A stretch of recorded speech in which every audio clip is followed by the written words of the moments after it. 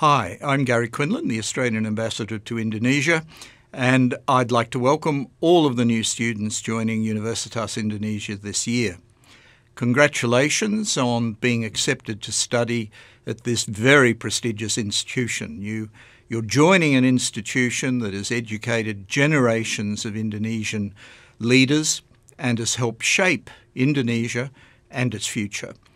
Universitas Indonesia is a very valued partner to Australia and Australian educational institutions, our universities, and so many Australian students. Thousands of Indonesians, of course, study in Australia every year.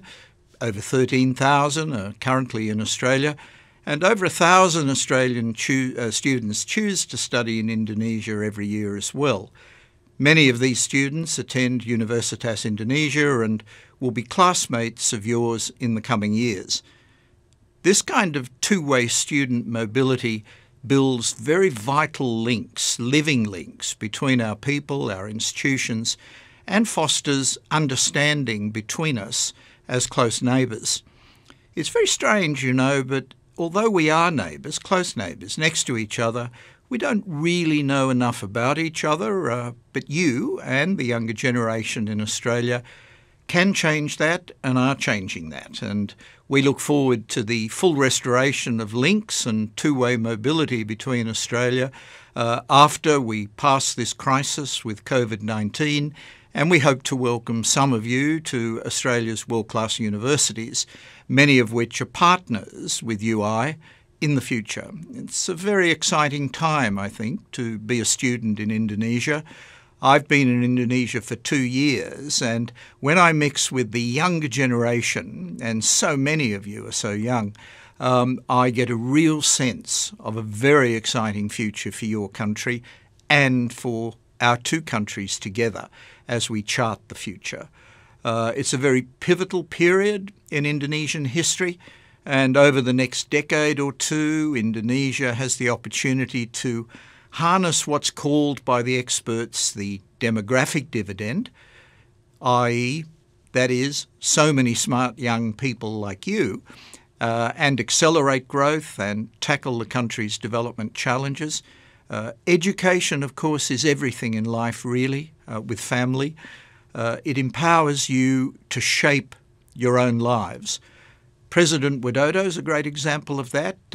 He worked during the day while he attended university so he could pay his university studies at night.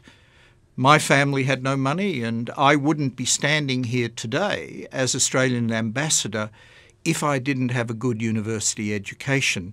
And of course I had to work. During holiday periods, I used to pick grapes during holiday periods in Australia in order to pay for the books and some aspects of the university education for the following year. It's educated young people like yourselves who are going to lead this country's path to far greater prosperity.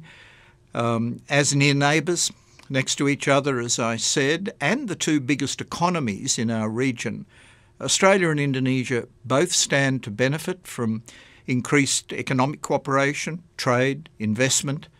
More trade means more choice for consumers, higher incomes for producers.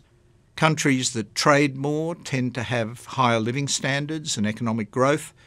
And more investment, of course, means more jobs, more opportunities for the younger generation like yourselves, in particular, to gain workplace skills. We shouldn't look at foreign trade and investment in any way as a threat. It really is an opportunity to combine our comparative strengths to take on the world. And this is why we've concluded a new economic partnership between our two countries. Take Indomie as an example. Australian wheat is used to make these iconic noodles in Indonesia, which are in turn exported to other countries across the globe, including exported to my own country, Australia.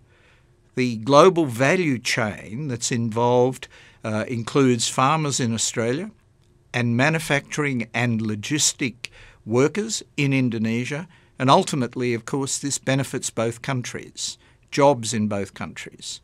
Another great example is bringing Australian education and training to Indonesia. Our education and training is world-class, and we can harness this expertise to improve the skills of Indonesian workers in many different sectors of the economy. This, of course, boosts productivity and makes Indonesian businesses more competitive internationally, once again to the benefit of both our economies. And that's why both our governments are continuing efforts to make such collaboration as seamless, natural, routine as possible by removing barriers to trade with each other and improving the regulations and environment economically for investment. As I said, the new Indonesia-Australia Comprehensive Economic Partnership Agreement, IECEPA, will create further opportunities for Indonesia and Australia to succeed together, and we need to succeed together. Our futures are bound to each other. Earlier this year, Australia's Monash University announced that it had been granted approval by the government of Indonesia to establish the first foreign university campus in Indonesia. We're very proud of that, and Monash is a great university. And of course, it will be in the Indonesian system competing with Universitas Indonesia, two great institutions actually helping build a better education system in Indonesia and the exchanges educationally between both countries. I'm pleased, of course, that Australian education and training institutions will be able to do that and help educate the future leaders of Indonesia. The pandemic, of course, has required us all to, sort of embrace change and manage uncertainty. It's so unpredictable day to day. But it has also shown, I think, all of us different ways of doing things. It has forced us to think about the need for more innovative, smarter, more flexible solutions and ways of doing things. It certainly showcased the importance of research and researchers and their absolutely vital role in finding solutions to challenges we share together. And we look to the road ahead and the opportunity to work with Indonesia on creative responses to recovery through developing human skills, human capital development. Indonesia and Australia need critical thinkers. Students like you will shape the future of the relations between us both as countries, economies, societies into the future. And I encourage you all to make the most of your time at this very great institution, Universitas Indonesia. Please take every opportunity to learn, to experience, to question, to analyse, and please also have some fun while doing so. And with that, I wish you very good luck. Semoga berhasil. Terima kasih.